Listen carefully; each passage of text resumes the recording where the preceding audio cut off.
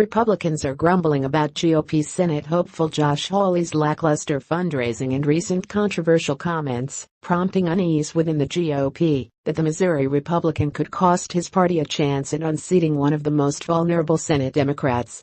Those concerns have motivated some to go as far as urging GOP Representative Ann Wagner, who ruled out a Senate bid last year, to reconsider. Wagner is unlikely to jump into the race so close to the March filing deadline, and most Republicans are still expressing confidence about Hawley, a top Senate recruit who is running in a state President Trump won by more than 20 points in 2016. Still, the chatter underscores concerns about Hawley, Missouri's Attorney General. It's not helpful, a Republican operative who has been involved in Missouri campaigns said about the problems dogging Hawley's campaign. But every campaign has hiccups, curveballs thrown, and this is an opportunity for the Attorney General to work a little harder and put those concerns to bed. The recent apprehension over his candidacy stems from two factors: Hawley's fundraising and a recent comment blaming sex trafficking on the sexual revolution. Hawley raised just shy of $1 million in the final quarter of 2017, ending the year with $1.2 million in the bank. While that fourth quarter haul was one of the highest figures among GOP Senate challengers, he fell miles behind McCaskill, the top fundraiser among vulnerable Democratic incumbents. During that same three-month stretch, McCaskill pulled in $2.9 million, bringing her cash on hand to $9 million. Hawley's fundraising haul has raised some eyebrows, even as other Republican challengers face disappointing results of their own. "We are facing a bad year, so in that sense, it's not his fault. But he has to go on and carry on a race," said Rick Tyler, a Republican strategist who has worked on races in Missouri. "Anytime a candidate is underperforming in fundraising, it's always going to be concerning." Hawley's campaign expressed confidence about his fundraising. Incumbents regularly outraise challengers, and the campaign believes McCaskill's votes against the GOP tax plan will ultimately be a liability for her in the race. "No amount of money can help a candidate with low approval ratings win an election. That'll be a challenge to Senator McCaskill," said Kyle Plotkin, Hawley's campaign manager. "She would like nothing more than to talk about this, because it's a distraction from her liberal votes." The concerns also extend to Hawley's recent gaffe on the campaign trail. It's a misstep that echoes back to 2012 for Republicans, when McCaskill eked out a re-election after her Republican opponent made his own controversial comments about women's issues. In that race, former Representative Todd Akin, RMO, made a remark about legitimate rape not causing pregnancy months before the general election. Akin's poll numbers plummeted, convincing Republicans that his comments cost them the seat and helped damage the national Republican brand in a presidential election year. Audio surfaced in January of Hawley making comments at a December event hosted by a religious group, where he blamed sex trafficking crimes on the sexual revolution of the 1960s.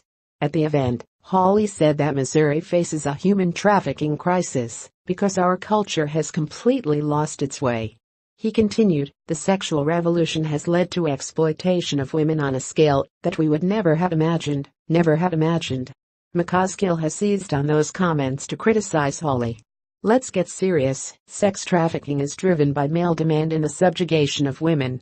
In the 1960s and 70s, it became okay for Hollywood and the media to treat women as objects for male gratification," Kelly Ford, a spokeswoman for Hawley's campaign, said in a statement. "As Josh often says, to end sex trafficking, it's not enough to put the criminals behind bars. You have to change the culture of male exploitation of women." Republicans believe that the comments don't rise to the level of Akin's 2012 comments and argue that general election voters won't remember them. But some strategists say it's a teaching moment for Hawley, who's running in one of the country's most watched Senate races. When you're running in a high-profile race like this, you have to assume that everything you say, every place you go, the other side's going to be in the room with a recording device of some sort, especially against someone as wily as Claire McCaskill, said former Missouri GOP Chairman John Hancock. "I reckon that lesson has been taken to heart at this point."